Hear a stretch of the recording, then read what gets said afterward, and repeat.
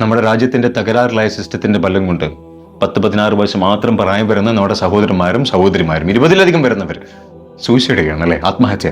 V protested. ഈ system മാറ്റണം, ഈ സിസ്റ്റം ശരിയില്ല. അതിന്റെ വിജയം കണ്ടു തുടങ്ങുകയാണ് അല്ലേ. Yes, we need to change the system of this nation. ഈ രാജ്യത്തിന്റെ സിസ്റ്റം മാറണം. പക്ഷേ അതേപോലെ തന്നെ നമ്മുടെ വീടുകളിലെ സിസ്റ്റം മാറണ്ടേ? ഇന്ത്യൻ പാരന്റ്സ് എന്ന് ഒരാളുടെ തലയിൽ വരുന്ന സമയത്ത് ആദ്യം വരും എന്താണെന്നറിയാം, അവരുടെ തലയിലുള്ള സ്വപ്നമാണ് ഡോക്ടർ, എഞ്ചിനീയർ, അഡ്വക്കേറ്റ്. ഇതാണോ നിങ്ങളുടെ മക്കളുടെ ഭാവി? മക്കളുടെ ക്വാളിഫിക്കേഷൻ വെച്ച് അഭിമാനിക്കാൻ നടക്കുന്ന പാരന്റ്സിനോട് എനിക്ക് പറയാനുള്ളത്, അവർ കഷ്ടപ്പെട്ട് പഠിച്ചിട്ടുണ്ടെങ്കിൽ അത് അവർക്ക് അഭിമാനിക്കാനുള്ള വകയാണ്, നിങ്ങൾക്ക് അഭിമാനിക്കാനുള്ള വകയല്ല.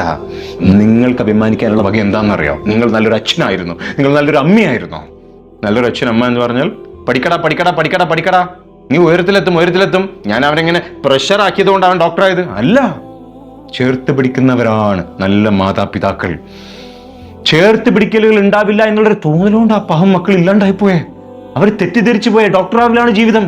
വളരെ ബുദ്ധിമുട്ടുള്ള എക്സാം അല്ലേ, എങ്ങനെയോ ക്രാക്ക് ചെയ്ത് ഇങ്ങനെ എത്തി നിൽക്കുകയാണ്. അപ്പോഴാണ് എക്സാം മാറ്റി വെക്കുന്നത്. ഇനി കിട്ടിയിട്ടില്ലെങ്കിലോ? We have to change the system at our home. രാജ്യത്തിലെ സിസ്റ്റം മാത്രം മാറ്റിയിട്ട് കാര്യമില്ല. മൈൻഡ് സെറ്റ് ഒന്ന് ആലോചിച്ചു. ഈ മൈൻഡ് സെറ്റ് എവിടുന്നാ വരുന്നത്? നമ്മുടെ വീടുകളിൽ നിന്നല്ലേ. പൊന്നു മക്കളെ, ഈ വീഡിയോ കാണുന്ന എന്റെ പൊന്നനുജന്മാരെ അനിയത്തിമാരെ മനസ്സിലാക്കുക. Please understand the designation that you are aiming, being A doctor, being an engineer, being N advocate. ഇതെല്ലാം പൊന്നുമക്കളെ ജീവിതം, ഇതല്ല ജീവിതം.